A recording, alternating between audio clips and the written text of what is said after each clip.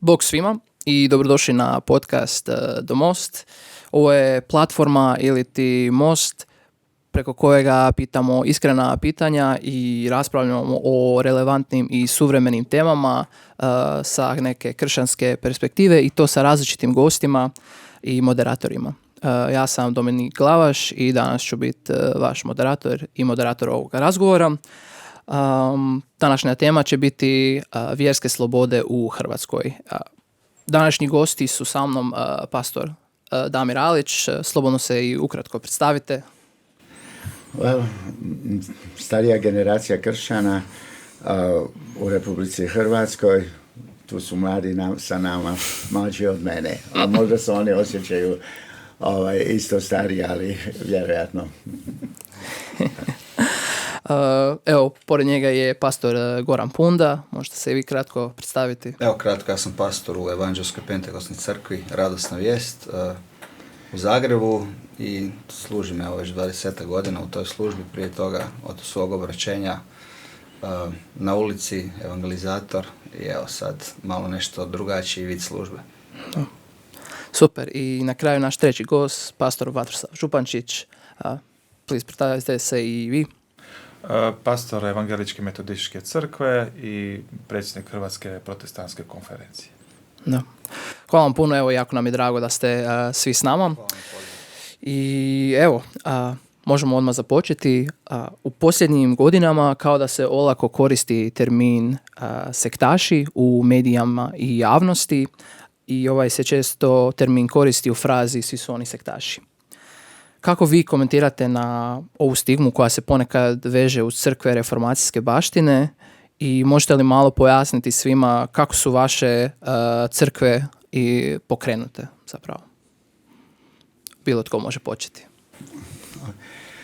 Postoji veliki problem sa samom riječi sekta, jer nema jasne definicije. Ako odete i pogledate zapravo na internetu ili gdje drugdje što je definicija sekte, naići ćete na različite definicije. A naravno one su vezane i uz različite predrasude koje mogu biti različitog karaktera, bilo religioznog, bilo akademskog, bilo nekog priprostog. I onda posebno kod nas u Republici Hrvatskoj ja smatram da riječ sekta uvijek označavala ili ima prizvuk nečega negativnog. I to je jedan od problema zapravo sa time, mada neki pokušavaju uljepšati. Ne može se uljepšati nešto što je ukorijenjeno kao nešto negativno u narodu. Evo. Povijesna definicija sekte, možda je dobro da se podsjetimo da je sama riječ sljedba je spomenuta i u djelima apostolskim, sljedba Nazarena, da je kršćanstvo bilo gledano kao jedan izraslina koja je izašla iz židovstva. Ali ona nije imala negativnu konotaciju u tom trenutku. Smatralo se oni su sljedbenici Isusa Krista, ali su u biti ukorijenjeni u židovstvu.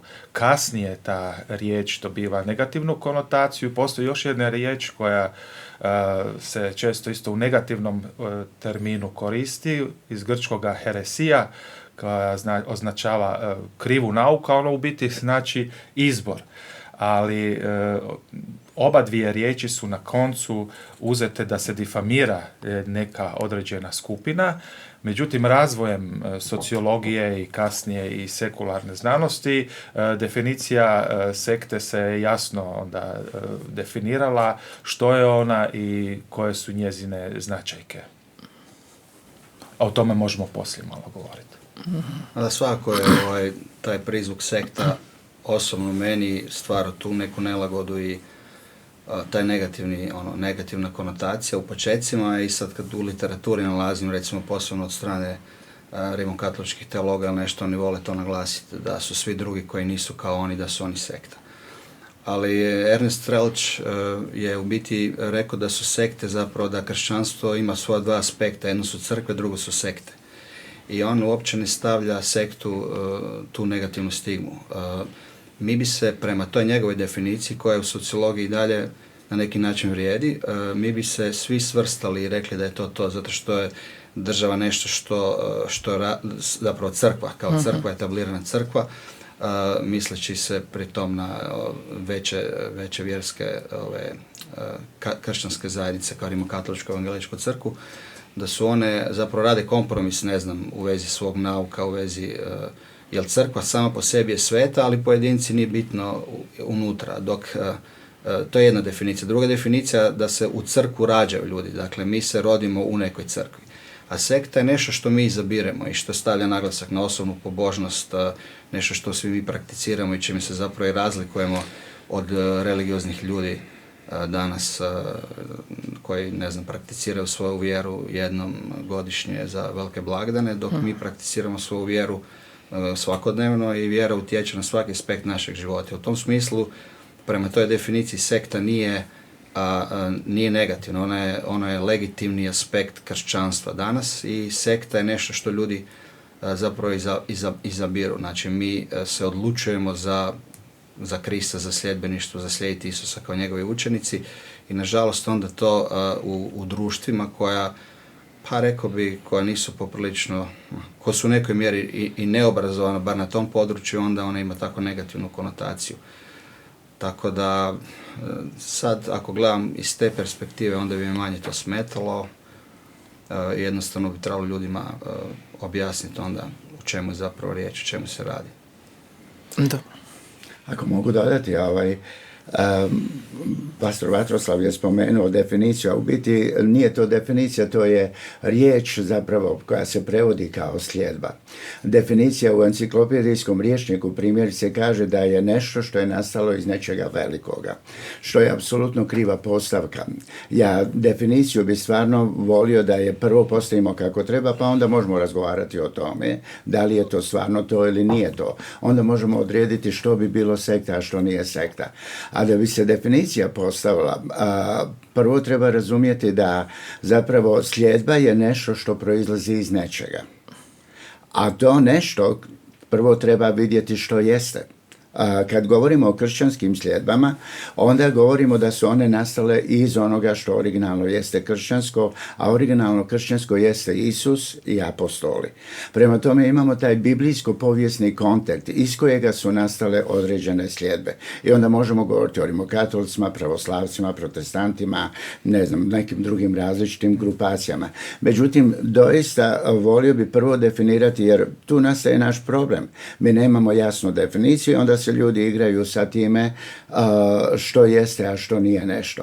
Prijevod riječi sljedba od latinske riječi zapravo ili što god već nije ono pravo što mene stvarno doista interesira. Samo to što je originalno zapravo nije sljedba, a ono što jeste, što proizlazi iz toga, jeste sljedba.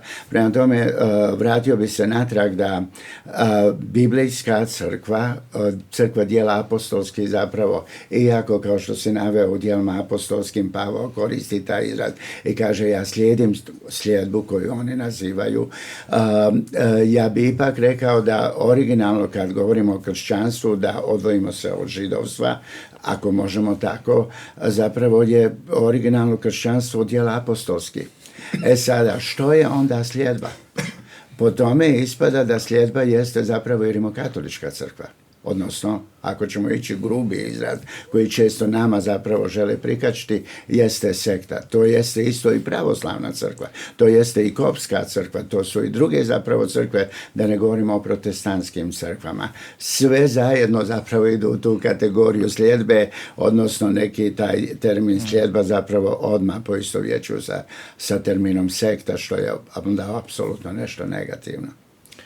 Ja se slažem, Damire, da treba definirati stvari, ali stvari su i povijesno uvjetovane i postoji nekakav proces. Dakle, i sama crkva je, znači i ta biblijska crkva koja je iznjedrena iz Kristova iz nauka i kasnije djelima apostolskim, je imala potrebu da se definira upravo radi toga što su postojala razna strujanja. Dakle, jer s jedne strane neki su je htjeli definirati kao židovsku sljedbu, drugi su počeli su se pojavljivati pribjegavati razni nauci, vidimo već kod apostola Pavla, dakle, gnostička učenja, počela su se pojavljivati različita grčke filozofije i tako dalje, i postojala je potreba da se stvari definiraju. I tadašnji teolozi su uvidjeli da su mnoge stvari koje su tada bile čak i slične kršćanstvu, da spomenemo na primjer arijanizam, koji je dan danas, kada pogledamo isto, ta hereza je dan danas živa, da su trebali se prema tome definirati. Dakle, danas imamo, na primjer,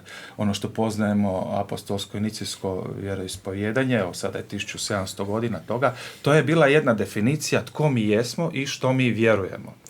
I ja mislim da je to ona i dan danas je aktualna i vrijedi, i sve crkve koje ispovjedaju to vjeroispovjedenje, ne kažem da nisu sklone tom zastranjenju, ali one definiraju naš nauk, tko smo i što smo. I vjerujem, i svi mi koji smo ovdje skupljeni, koji nosimo predznak kršćanska crkva, imamo definiciju koja je nastala prije 1700 godina. Što se sada događa? Mi živimo u takvom jednom miljeu, jednoj zemlji koja je bila, definirala sebe kao predziđe kršćanstva. A ko je bio nositelj tog kršćanstva i jedini isključivi autoritet se je postavila Rimokatolička crkva. I zato što nitko drugi nije bilo konkurencije. Ako odemo recimo u Njemačku, ako odemo u sjeverne zemlje ili ono što kažemo danas zapada, tu su bili ti procesi, postojali su i vjerski ratovi koji su velikim dijelom bili politički, ali te stvari su danas neupitne da postoji pluralnost kršćanskih crkava, da ima više kršćanskih crkava. Kod nas, nažalost, smo se definirali prema onom nacionalnom, Hrvat, katolik, Srbin, pravoslavac, i tu je naravno došao još i islam, i nažalost se tako je definira i vjerska pripadnost i gledanje na onoga drugoga. Ono što se meni dogodilo, sad idemo malo i na osobno, ja sam, i tu smo mi negdje generacija, prije ratna i poslije ratna, da smo doživjeli ono što se zove kršćansko obraćenje. Doživjeli smo iskustvo Boga, doživjeli smo, ja osobno mogu kazati, Duha Svetoga, ono što ja u svojoj vjerskoj tradiciji, a rođen sam kao rimokatolik, nisam doživio. I ono što je mene privuklo Svetom pismu, proučavanje Svetoga pisma i riječi Božje, ono što zovemo, jeste upravo to iskustvo. Onoga trenutka kada sam se ja deklarirao, kad se više nisam deklarirao kao rimokatolik, veliki dio društva me je pokušalo isključiti kao sektaša, kao pripadnika sekte. I meni to jednostavno nije bilo jasno. Ljudi koji su i dalje nastavili sa stilom života koji smo dijelili prije, dakle to se pilo, izlazilo, ono što Biblija naziva grešnim načinom života, ja sam se s tim prekinuo.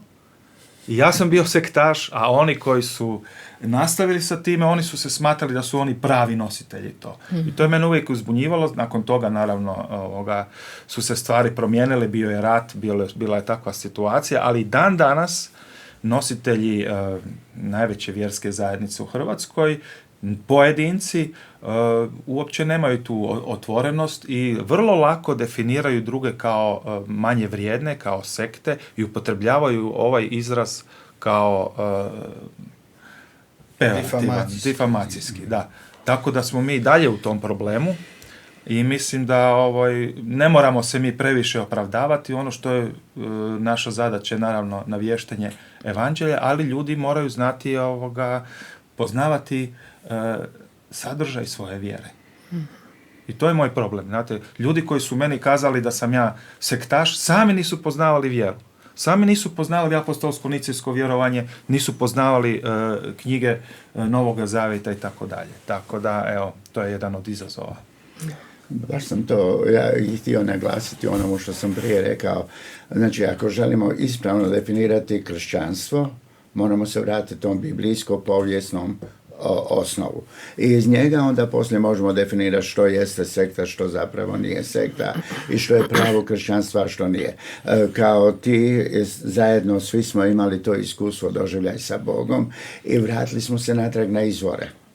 Sada, zbog toga što smo se vratili natrag na izvore, mi smo sekta, jer smo, a na izvoru ne može ono izvorno biti sekta. Može biti samo ono što nije izvorno, ono može biti sekta. Izvorno nije. Kad smo se vratili na izvore, sada mi onima koji nemaju izvorno kršćanstvo zapravo izgledamo ili nazivaju nas sektom. A u principu pred Bogom to nije tako. Ali to je isto tako u nekom imaginariju javnom, ono što je malo, to je sekta, ne? Ali onda ako izađemo samo iz našeg konteksta, mi vidimo samo našu zemlju, koja isto i nije tako velika i nismo tako brojni, i odemo na sjever, kao što se spomenuo, te skandinavske zemlje, onda je tamo Rimokatolička crkva po njihovoj definiciji sekta, ako gledamo da je sekta nešto što je maleno ili neutjecajno. Tamo su protestantski, luteranska crkva je tamo dominantna, makar sad više ide se u smjeru ateizma, ali barem ono na nekom nominalnom nivou. Tako da i kad gledamo to što je pastor Damir rekao vezano uz izvore, uz naš identitet, ti si spomenuo Nicejsko carigradsko vjeroispovjedanje, to je jedna stvar, druga stvar je to duhovno iskustvo koje mi imamo. Nešto što izlazi iz naših, iz pokreta obnove, to je vraćanje uvijek izvorima i izvornom autentičnom doživljaju Duha Svetog, onda bi mogli reći da i unutar te većinske crkve, rimokatoličke, postoje po identitetu iskustva, isto tako ljudi, i da li su onda i oni sekta unutar svoje crkve, jer ono što oni prakticiraju zapravo pobožnost na način na koji mi prakticiramo kao manjinske vjerske zajednice, samo zbog tog i povijesnog konteksta, ali stvari se mogu mijenjati, jer obilježje našeg identiteta, dakle, autentično duhovno iskustvo i vjerovanje u istinitost Svetog pisma kao mjerodavnog za život i za praksu i za nauku, onda govorimo o tom nekakvom pentekostnom, karizmatskom, kako je to definirano, kršćanstvu kao u biti denominacijski drugoj najvećoj kršćanskoj grupaciji, denominaciji, zato što mislim da barata se oko nekih 650 miliona ljudi širom svijeta, i to najviše u zemljama što mi zovemo zemlje trećeg svijeta, što smo nazivali zemlje trećeg svijeta. Globalni jug. Da, a ne zapad, ali stvari se mijenjaju i mogu se mijenjati ako ćemo prema brojnosti definirati da li je neko sekta ili nije, jer ono što se prebacuje, što neki katolički teolozi prebacuju, mislim, da recimo u Južnoj Americi da masovno imamo odljev ljudi iz katoličke crkve i pristupanje tim karizmatskim pentekosnim zajednicama koje žele držati izvore, i to je njima problematično, ali ta neka struktura religiozna i demografska se stalno mijenja, i to se može dogoditi i u Europi, i onda vjerojatno ne bi razgovarali o tom da je neko manjinski sekta i da je to nešto negativno, nego bi onda govorili o vjerskim pravima, jednakostima i tako dalje. Da. Mislim da to zapravo super vodi nekako našem idućem pitanju, a to je upravo pitanje te vjerske slobode, jer u Ustavu u Hrvatskoj piše mi imamo vjersku slobodu, možemo prakticirati vjersku slobodu, ali evo već i nekako sada čujemo možda to ne osjećamo, ili to jest ja bi vas pitao kako to izgleda u praksi, što se tiče toga gdje od javnog izražavanja do izražavanja u samoj vašoj crkvi, znači do toga kak je to izražavati svoju vjeru na trgu, do toga da se recimo da li se bojimo progona ili nekakvog medijskog linčevanja ili nekakvog tog negativnog defamacije online, na televiziji. Zanima me vaše iskustvo, vas i vaših crkava, kako to izgleda? Sloboda je igra svjetla i sjene. Pitanje je što tko gleda i kako gleda. Ja osobno mogu reći, naravno da imamo slobodu danas, naravno da na papiru je veća sloboda. Međutim, u nekim stvarima za vrijeme komunizma imali smo više slobode. Na primjer, ako želimo imati evangelizaciju na ulici, mi moramo napisati zahtjev vlastima i gradskim vlastima da malo dobro vrijeme na vrijeme, jer oni moraju imati svoj sastanak i to može uzeti mjesec, dva ili više zapravo da dobiješ dozvolu da ideš, da imaš evangelizaciju na trgu ili gdje već netko ima. Međutim, u vrijeme komunizma bilo je dovoljno 48 sati prije napisati zapravo pismo preporučeno poslati policiji i mi smo mogli doći evangelizirati na ulici. Nekad bi nas potjerali, nekad nas ne bi potjerali, ali smo imali više slobode, više smo slobode imali nego što imamo danas. Zato kažem, pitanje je što čovjek želi ukazati, na što želi zapravo usmjeriti svoj pogled. Da, imamo više slobode, ali nemamo više slobode. To bi nekako moj grubi odgovor bio na to pitanje.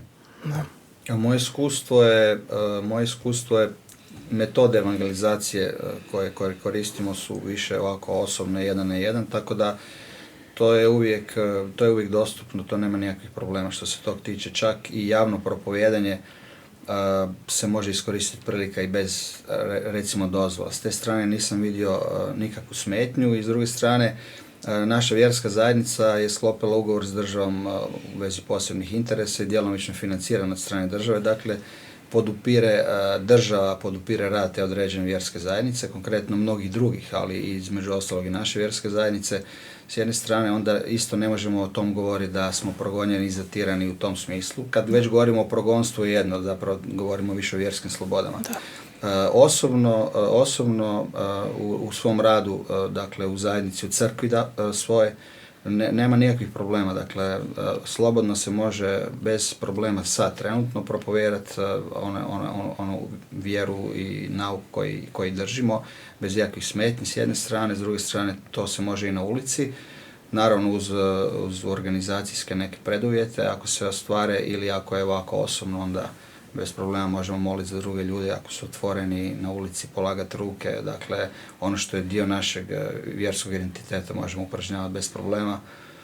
Tako da ja držim da osobno da nema nekih velikih, osim ako u progonstvu ili ako u vjerske slobode, u gušenju vjerskih sloboda uključimo te negativne komentare ili negativne tekstove ili negativne medijske napade, što onda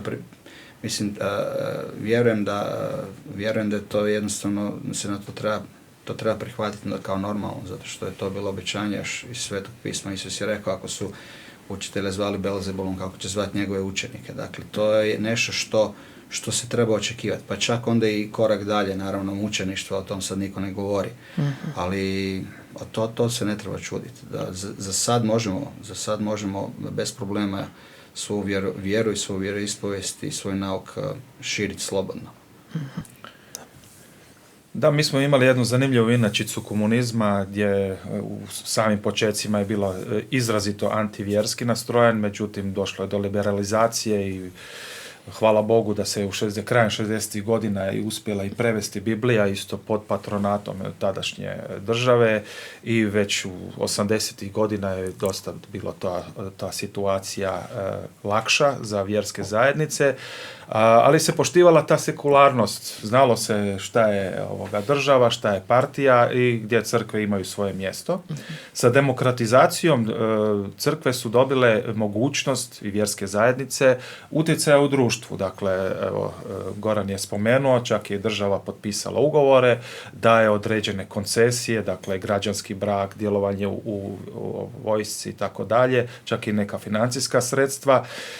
Međutim, nisu svi imali iste polazišne točke. Dakle, Rimokatolička crkva ne samo da je kao crkva, kao vjerska zajednica, nego je i država, dakle, i samim time ima i međudržavne ugovore i samim time velike prednosti. Svi ostali smo i brojčano možda i manji i nemamo takve predispozicije i na neki način smo se sami morali izboriti za neke stvari. Ono što je s druge strane upitno nije sad sekularnost, da država radi svoj posao i da mi imamo društvo u kojem možemo djelovati, nego se pojavila jedna filozofija i sekularizma koja je jako prisutna recimo sada na zapadu i koja ne negira vjeru, ali želi redefinirati vjeru. Tako danas imamo termine kao uključivost ili bilo inkluzija i takve stvari koje su čak i crkve, ja sam neko vrijeme služio u Njemačkoj, koje su preuzele u svoj nauk. Dakle, na primjer, jedno od pitanja je upravo bilo taj blagoslovi pod navodnicima homoseksualnih zajednica i tako dalje, koje su crkve prihvatile. Nažalost, došlo je do nekakvih raskola i problema i danas su ti, što se zovu, kulturološki ratovi također se odrazili i u crkvama i oni su došli sada i na mala vrata i u Hrvatskoj, gdje ti danas, ako definiraš brak između muškarca i žene onako kako se definira od 2000 godina, u biti od samog postanka, jer u Bibliji imamo i prije nastanka crkve i vjerskih zajednica se definirao brak, Boga je definirao, Boga je blagoslovio. Danas, nažalost, i crkve, i to vidimo i u Rimokatoličkoj crkvi, takva jedan promjena, promjena paradigme gdje se kaže moramo biti inkluzivni i to se još tumači još jednom riječju koja se najviše možda zlorabi u crkvama i vjerskim zajednicama, a koja je sekularnog karaktera, to je ljubav. U ime ljubavi se onda sve to radi, u ime inkluzije se onda preuzimaju i nažalost mediji u Hrvatskoj su preuzeli, osobito mainstream mediji su preuzeli taj narativ. I taj narativ nameću i sa pozicije da su oni tumači istine i smatraju da vjerske zajednice sada trebaju slijediti taj narativ, ući u taj narativ. Međutim, neke vjerske zajednice su nažalost kapitulirale, a neke i dalje smatraju mi ne smatramo da je to ljubav, mi ne smatramo da to treba blagoslivljati i mi ako treba biti, mi nećemo biti inkluzivni. I neke vjerske zajednice također smatraju, ekumenizam ili tako dalje, ne žele ući u te sfere, i samim time bivaju isključene iz nekakvog dijaloga, iz nekakvog medijskog prostora.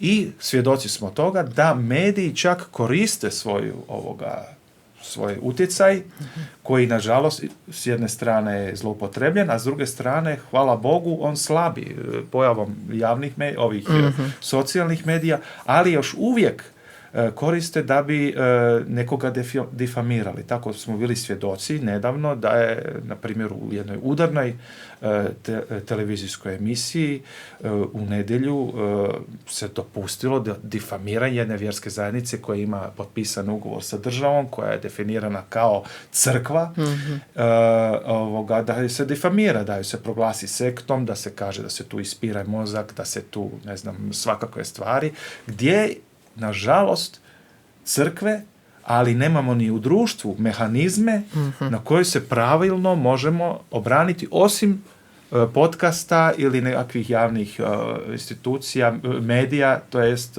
društvenih medija, koje s jedne strane smo uspjeli se obraniti i kazati, ali s druge strane još uvijek je ostala ta mrlja.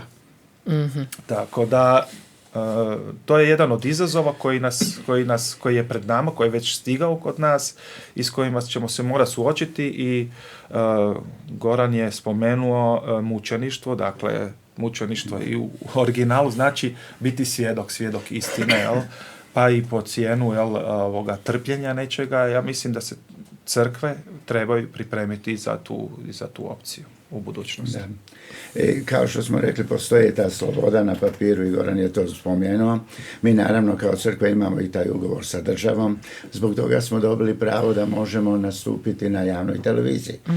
Naravno, to je vrlo ograničeno. To je više zamazivanje očiju nego stvarnost onoga što bi mi mogli i trebali raditi.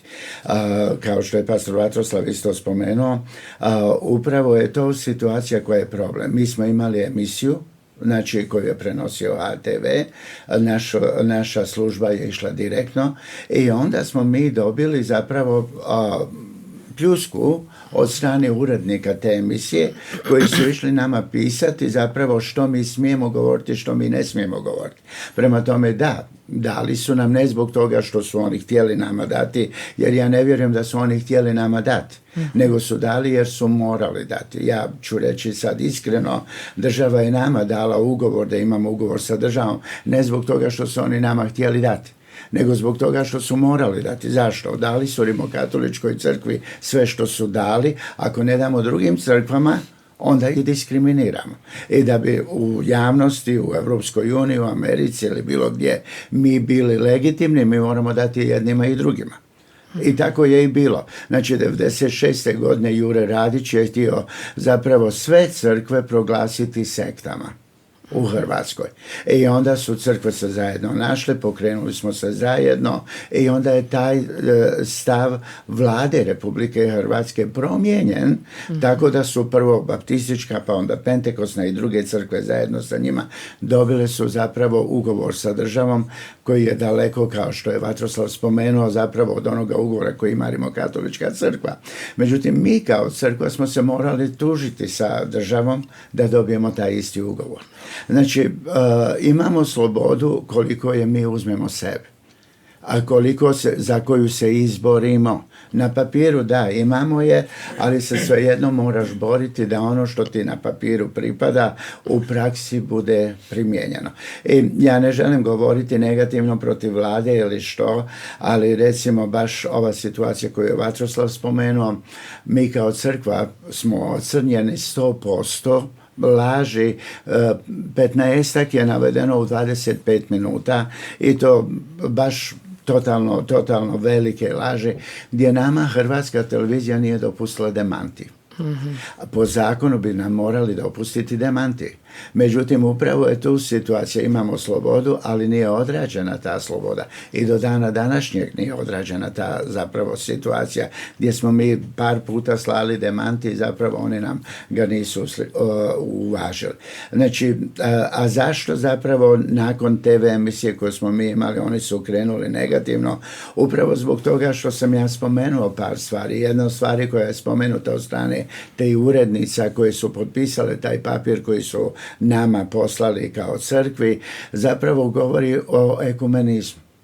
Između ostalo i inkluziviti, kao što je Vatroslav spomenuo. I jedna i druga stvar je pravo zapravo njihovo da razmišljaju tako. Mi možemo njima reći, to je vaše pravo, vi vjerujte, radite, prakticirajte što hoćete. Međutim, ja osobno, znači, govorim kao u svoje ime i ime vjernika koji zapravo na čim čelu ja stojim, zapravo mi kažemo da mi smo za ekumenizam. Mi jesmo za ekumenizam, ali ekumenizam zapravo koji uključuje novorođenu djecu Božju. Ako vi mene idete nametnuti ekumenizam zajedno sa, ne znam, hindusima, budistima, muslimanima i drugima, ja nisam za tu vrstu ekumenizma. Ali ko voli, neka izvoli. To je njegovo pravo, njegova volja. Međutim, ja mislim da urednice HTV-a nemaju pravo nama kao vjerskoj zajednici nametati da mi moramo biti dio i toga ekumenizma. I tu dolazi do isključivosti. Na primjer, emisija Ekumena, ja ne znam kad su oni mene zadnji put pozvali, upravo zbog toga što ja imam takav stav. Da, postoje različite vrste ekumenizma, i ja želim biti u jednoj, ali ne želim biti u ovoj drugoj. Ili drugima. I tu zapravo dolazi to gdje oni kažu i govore moramo biti uključivi, sve dotle dok je pitanje da mi zapravo odlučujemo ko u čemu će biti uključiv. A onog momenta zapravo kad ja drugačije razmišljam nego oni, onda oni mene isključi i nisu uključivi. I to je zapravo, sad govorimo o slobodama, znači da, imamo slobode, ali opet su slobode podložne ljudskim tumačenjima i ljudskim pristupima. Da. I jedna je stvar vjerska sloboda, a druga stvar ekumenizam. Tako da i tu isto dolazi do toga, nije jedno te isto. Na cancel culture, što se kaže, da smo dio toga i da smo da moramo to i prepoznati. Ali je i dalje nastaviti ono za što mi imamo poslanje. Znači, svaka crkva koja smatra treba dalje nastaviti i treba imati od strane državu tu slobodu. Država treba osigurati to. Međutim, evo, ponavljamo, jedno su zakoni, a drugo je u praksi. Ja ću spomenuti primjer 500 godina reformacije 2017. koje su se održala se u Hrvatskom narodnom kazalištu. Lijepo je bilo, bili su predstavnici grada, dio predstavnika države. Predsjednica je najavila da će doći, međutim je otkazala taj dan, taj termin i nije došla, nego je poslala savjetnicu. Da bi mi saznali da je dan prije bila sa državnim tajnikom Svete stolice i slikala se tamo i bila je tamo prisutna. koja je poruka time donesena? Jednako tako. Dakle, ima onih koji su važniji, ali ima i oni koji su manje važni, iako se tamo naglasilo da je protestantizam i crkve reformacijske baštine su dio hrvatskog nacionalnog korpusa, naše baštine.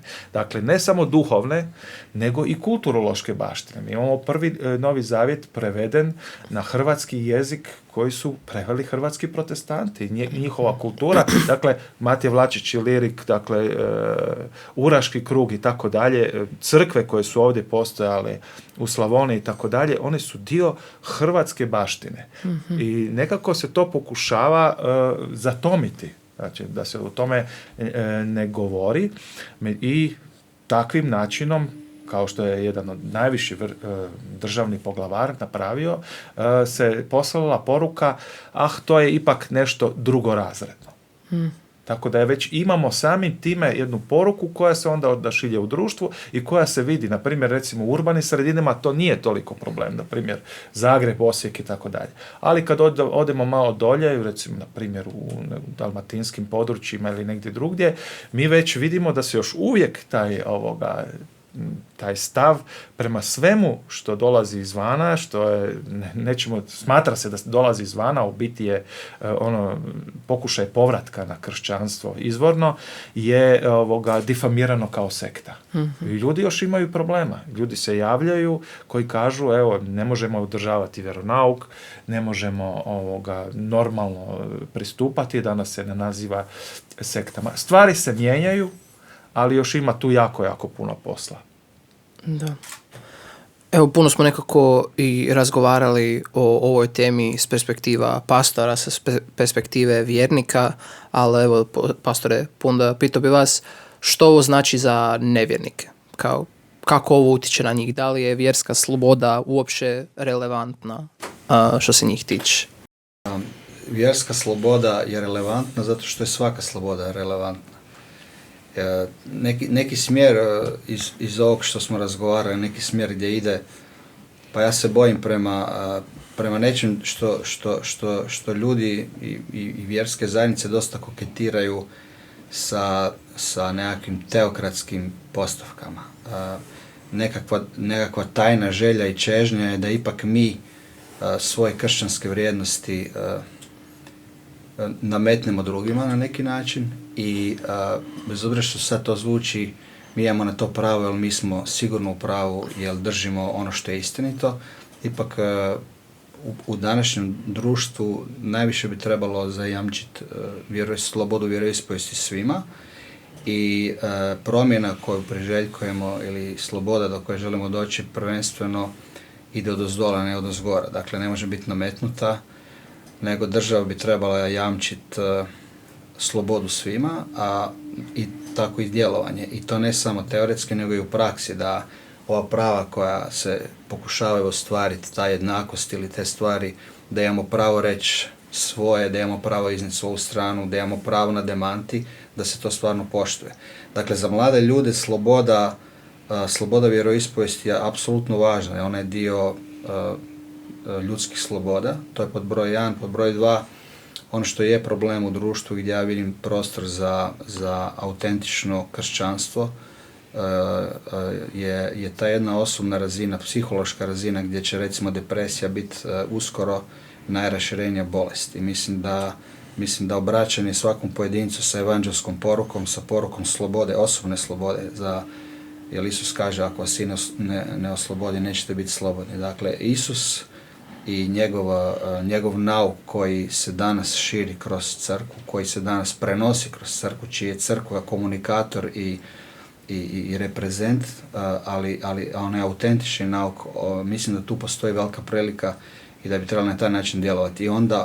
I onda sa slobodnim pojedincima se gradi slobodno društvo. Dakle, s jedne strane, s državne strane, apsolutno treba zajamčiti vjerske slobode i sve slobode, i onda unutar tog prostora crkva, mislim, ne treba težiti ne treba ići u nekakvom teokratskom smjeru, jer to je onda totalitarizam i diktatura, što nitko ne želi, nego unutar demokratskog poretka a i vidimo da i sekularni nekakav pogled isto ima takve tendencije, diktatorske tendencije.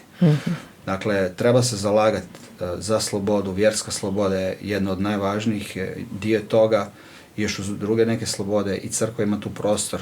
Ukoliko se zajamči sloboda djelovanja, onda crkva treba isključivo prema boljitku pojedinca djelovati sa evanđelskom porukom i na taj način ostvarivati promjenu društva, malo po malo. Da, evo nekakva zadnja tema, zadnja točka povezano sa svime ovime.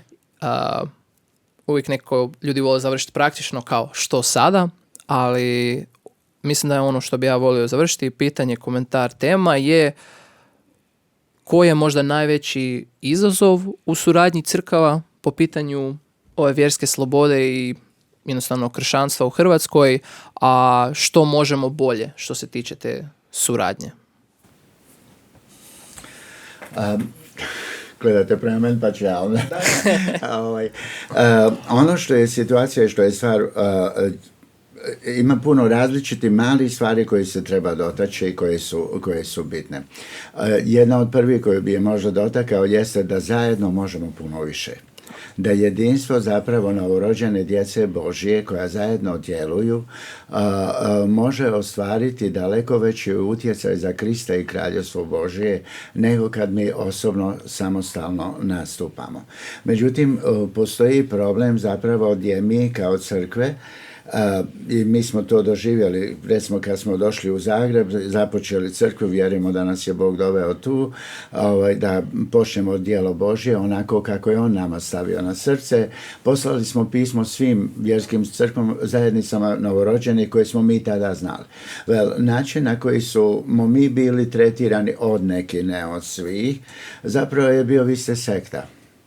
Tako da među nama kao crkvama zapravo može biti situacija da jedna denominacija smatra drugu grupu ili denominaciju zapravo sektom.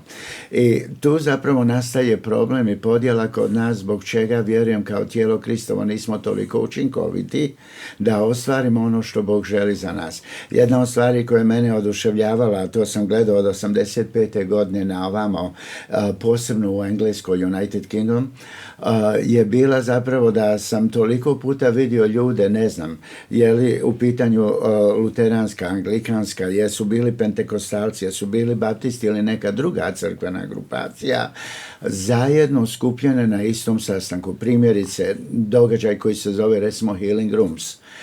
Na njemu su bili prisutni ljudi svih crkvenih denominacija, zajedno smo svi slavili Gospodina, zajedno smo svi slušali učenje, primali i naravno svako je primio koliko je primio i primjenjivali to u svojim crkvama. Ta jedinstvenost zapravo gdje nema toliko denominacijskih zidova je nešto što mene oduševljava. Konkretno u United Kingdom sam naveo, znam i u Americi takvih primjera dosta, međutim u Hrvatskoj kod nas postoji dosta denominacionalnosti i toga i denominacionalnih zidova. Ono što mi smeta kod denominacionalnih zidova jeste da Bog ne može proći kroz njih. Što mislim pod time? Mislim da ono što je stvarno od Boga, što je riječ Božja, nedvosmisleno, više puta ponavljano kroz Bibliju, ne može proći zapravo jedan zid koji je poslala denominacija da dođemo na istu razinu, jer ako intelektualno nismo na istoj razini, teško možemo biti na razini funkcioniranja i djelovanja. A kad govorim intelektualno, ne mislim čisto samo ljudski intelektualno, nego mislim u smislu spoznaje riječi Božje, otkrivenja koje nam daje riječ Božja, koje prihvaćamo ili ne prihvaćamo. Kad ga prihvatimo, onda zapravo možemo biti bliže Bogu, a onda smo bliže jedni drugima i onda možemo raditi neke stvari zajedno bez strahova, bez zidova, bez ne znam nija čega što zapravo stoji kao prepreka Božjem djelu. Da. Evo neka i braća kažu, ja sam se da pričam. Da. Ja možemo kazati da u sektama neke odlike, neke sekte jest često puta su nekakva dodatna učenja koja se na kršćanski nauk, na biblijski nauk stavljaju, a s druge strane taj ekskluzivitet Mi smo jedini ti koji znamo tumačiti Sveto pismo i osim mene ili te osobe koja je na vrhu nema iskustva Božjega, nema ovoga spasenja.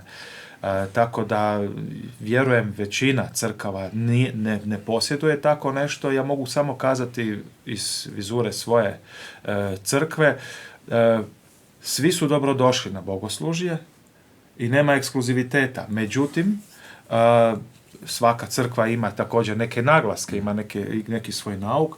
Ako želiš biti član te vjerske zajednice i crkve, onda se moraš i složiti sa naukom kojega objavljujemo i moraš stati uz tu vjersku zajednicu. Ono što mi imamo je često puta da dolazi do preljeva iz jedne crkve u drugu i sad postoji tu jedna i konkurencija. Jer i ovako smo mali i često puta, ja mislim da tu trebamo biti malo, što se kaže, labavi, što se tiče toga. Nek ljudi dođu, mogu i otići, to ja sam doživio jedno i drugo. Ali ako netko je već pristupio vjerskoj zajednici, onda mora stajati i iza nauka te zajednice i biti predan.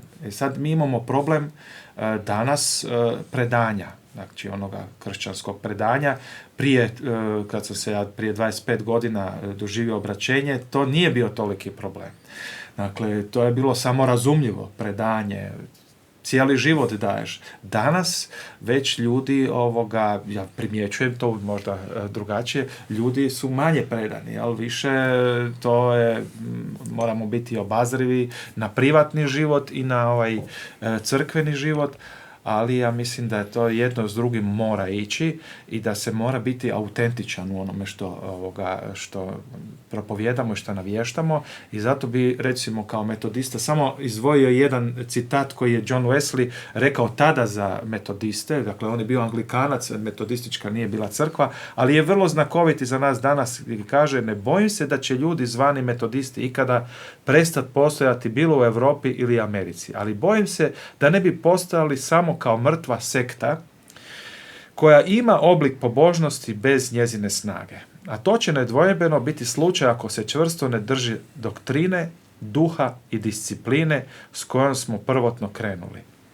Dakle, ove stvari, ja mislim da je to danas aktualno, ta doktrina, dakle da ustrajemo na biblijskom nauku, na kršćanskom nauku, djelovanju Duha Svetoga danas i disciplina. I to je sad to predanje koje je danas malo u krizi i jednostavno, i ja se slažem tu sa Veslim, ako toga nema, mi možemo biti i jako dobro organizirani, možemo biti i dobiti sve privilegije od države i tako dalje. Međutim, u Božjim očima i ono što mi želimo je u biti donijeti ono što se kaže kraljevstvo Božje da dođe na zemlju. Ukoliko tih stvari nema, mi ćemo onda biti u Božjim očima jednostavno jedna mrtva sekta. To nikako ne želimo.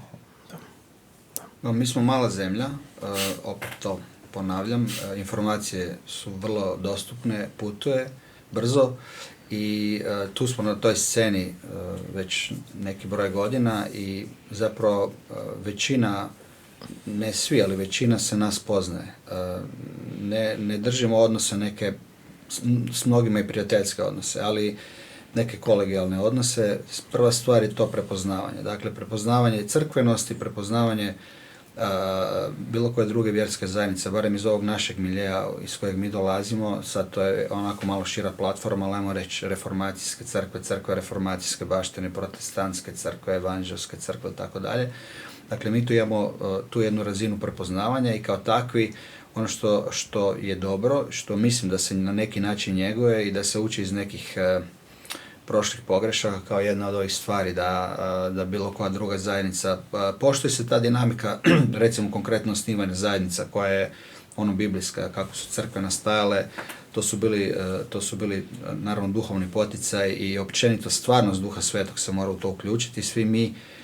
Svi mi imamo tu svijest i to razmišljamo, tako da ovo su negativne stvari iz kojih treba naučiti, koje ne treba se ponavljati, ali njegovanje neke vrste odnosa s jedne strane, s druge strane poštovanje tuđeg rada a priori i onda gledanja eventualno poslije dalje rezultata ili možda odstupanja. Vatroslav je spominjao nauke i to je izuzetno važno, svi mi držimo do toga jako puno, ali isto tako niko od nas ne bi trebao imati tu hegemoniju na interpretaciju ili na hermeneutiku. Dakle, tu ne možemo nametati, ali poštovanje i dijalog, razgovor i vidjeti do koje mjere je moguća neka čvršća suradnja, tješnja suradnja. Mi smo organizirani u nekakve saveze s kojima onda očito imamo neke više organizacijskih ili nekih drugih zajedničkih točaka s jedne strane, s druge strane i oni koji nisu dio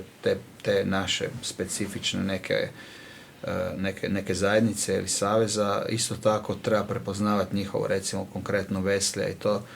Ja vjerujem da svi mi koji nismo dio Veslijeve denominacije na neki način itekako cijenimo s teološke strane ili nešto i prepoznajemo njegov doprinos i njegovu veličinu.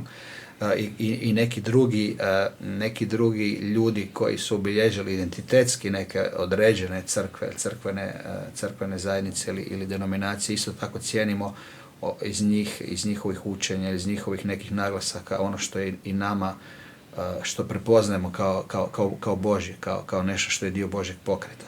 Dakle, taj razgovor, to jedno poštovanje i u najmanju ruku rečeno, ajde, ne želim biti protiv tebe ako već ne mogu se složiti u svemu s tobom, jer što se tiče slaganja, nemojmo se zavaravati, ni Rimokatolička crkva, ni jedna druga, niko nije toliko uniforman kad gledate kod njih strujanja i protiv samog pape kuka i motika i njegovog, progresivnog smjera i tako dalje. Dakle, jedni su u pravu isključivo i oni rade sve kak treba, to nema nigdje. Njihovih milijoni redova, jer se nisu slagali, mislim, šta nisu mogli ostvariti, recimo u Franjevačkom redu ili u nekom drugom, ako su već htjeli živjeti autentično ovo evanđelje. Dakle, razgovor, dijalog, poštovanje i ne smijemo to izostaviti. Ljubav pokriva mnogo grijeha, kaže Biblija, ali i mnogo pogrešaka i prihvaćati svoje ograničenja u svakom smislu i prihvaćati tuđe ograničenja i ne se cijepati do te neke razine. Ja se sjećam svog profesora koji je upečatljivo jednu anegdotu rekao jednom pastoru koji svaki put kad bi dolazio u crkvu jednog drugog posjećivao ga i vidio da je crkva sve manje i onda su na kraju ostali on i njegova supruga u crkvi i onda ga on pitao šta je kaže nema više ljudi, kaže svi su bili onako heretici u krivu, kaže gle žena ti još tu, kaže pa još je tu, ali kaže i ona mi nije baš i ona mi je sumnjiva. Dakle, do te mjere treba zadržati ono što vjerujemo da je ispravan nauk, naravno, a opet ostaviti tu veliku marginu koju je, mislim, Isus ostavlja za zajedništvo, za prihvaćanje i ako ne možemo baš u nekoj mjeri imati tješnju suradnju, onda barem ne biti protiv i solidarizirati se na kraju krajeva sa tim što neko drugi prolazi. A naša prednost je ta što se više manje znamo i možemo se poznavati, iako ne poznaš svakog i ne poznaš sve. Ali izgrađivati odnose, to zahtijeva i trud i napore i vrijeme i sve ostalo i to se ne može sa svim ostvariti na zadovoljavajućoj razini kvaliteti, ali se može probati i treba ići u tom smjeru. Da. To je moje mišljenje. Da. Ovo što je Damir spomenuo, primjere koje vidi u Ujedinjenom Kraljevstvu ili u Sjedinjenim Državama, dakle i svih denominacija koji vjeruju, dakle, u Isusa kao Gospodina, to djelovanje Duha Svetoga i to je ono što se pojavilo početkom 20. stoljeća, taj pentekostni pokret. U biti autentičan pokret djelovanja Duha Svetoga. On prelazi denominacije, on se preljeva i vidimo i takve sad situacije se događaju u Hrvatskoj, čak i u Rimokatoličkoj crkvi. S jedne strane, s druge strane imamo velike izazove koji su pred nama i vjerujem da Bog koji je nešto započeo, on će dalje i nastaviti i ovo i u Hrvatskoj.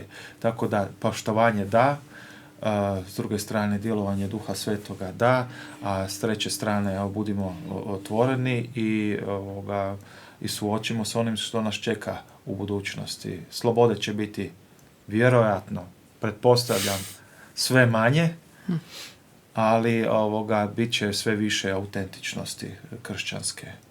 Tako da s jedne strane gledam pozitivno na budućnost.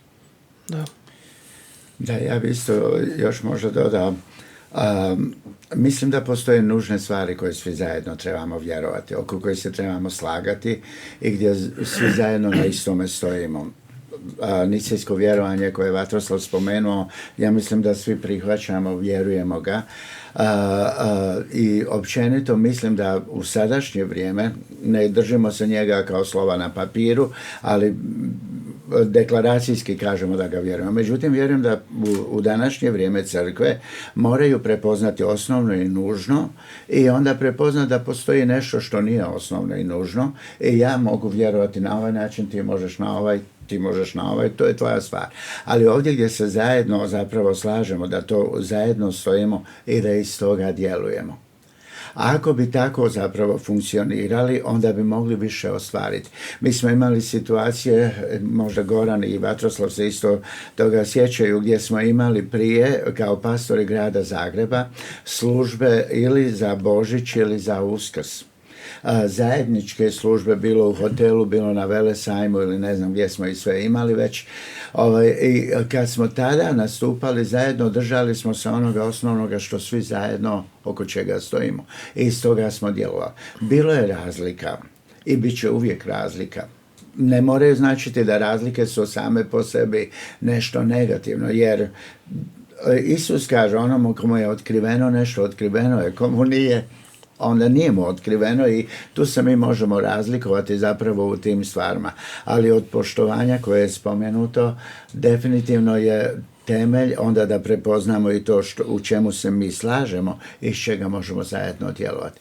Mislim da je to važno za zemlju, za vrijeme koje je pred nama, za svjedočanstvo i za spasenje mnogih ljudi zapravo u ovoj zemlji.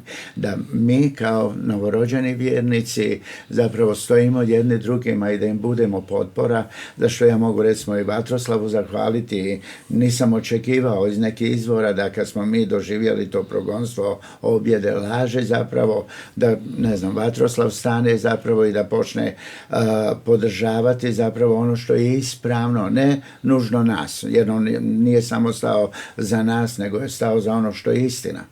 I kad mi kao crkve počnemo jedne druge zapravo onomu što je istina podržavati, onda zapravo i to prijateljstvo i ljubav i poštovanje doista dolazi do izražaja i onda Bog u tom jedinstvu, tamo gdje je to jedinstvo, može izliti svoje pomazanje, može dotaći ovu zemlju i mijenjati ljude u ovoj zemlji.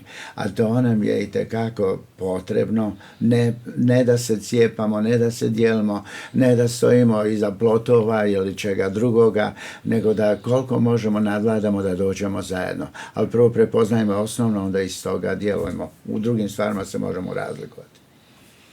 Da. Amen. Amen. Evo, možda vrijeme koncerata i sve to iziskuje dosta logističke snage, ali ja sam za to, ali sam zahvalan i za ovakve prilike, što ste vi otvorili vrata, da ste spomenuli ono što je sada baš goruća tema, gdje smo mogli zajedno, dakle svaki sa svojih stajališta, izreći ovo, donijeti nekakav zaključak i zaključak je stvarno ohrabrujući. I evo, hvala vam na tome. Mi smo crkve i kao crkve želimo i dalje djelovati. Da. Kao crkva, znači Božja, kao ona koja ima jedino riječ spasenja. Tako da je ekskluzivno i njegovo pravo gospodinjega, našega gospodina koji spašava. Tako da nije u nama, znači nama kao crkvama, nego gospodin je onaj koji spašava i dotiče srca, a mi da dalje nastavimo navještati tu riječ. Je, slažem se. Upravo to, mislim da to smo ispomenuli na početku, da smo zajedno jači, da smo zajedno bolji, ali to ne znači da je to lagano. I mislim da je tu upravo to. To je jako teško, to je naporan posao, teško je raditi s drugačijim ljudima, teško je raditi s ljudima. Ali upravo to, mislim da je taj napor vrijedan toga. I mislim da je to ono što mi isto jako drago, upravo to da napravimo taj napor, da izađemo jednim drugima u susret i nadam se da je ovo samo početak. I mene isto jako drago zapravo i čuti od vas i jednostavno naučiti nešto novo. Tako da nadam se i za sve gledatelje i za slušatelje da vas je ovo ohrabrilo, da vas je izazvalo i da vas je možda potaknulo zapravo da porazmislite malo više o stvarima koje ne znate i da dajete priliku i da učite u razgovor. Jer imamo tu vjersku slobodu, što znači da ne samo da možemo, nego da i trebamo razgovarati jedni s drugima i da iskoristimo tu priliku. Evo, zapratite kanale podcasta na svim društvenim mrežama gdje ćemo objavljivati novosti i obavijesti. Uskoro ćemo objaviti nove epizode sa zanimljivim temama i novim gostima. Evo, stvarno zahvaljujem svima vama koji ste ovdje danas. Hvala na ovom razgovoru. Evo, nadam se stvarno da to neće stati. I evo, vidimo i slušamo se uskoro. Hvala vam. Hvala puno.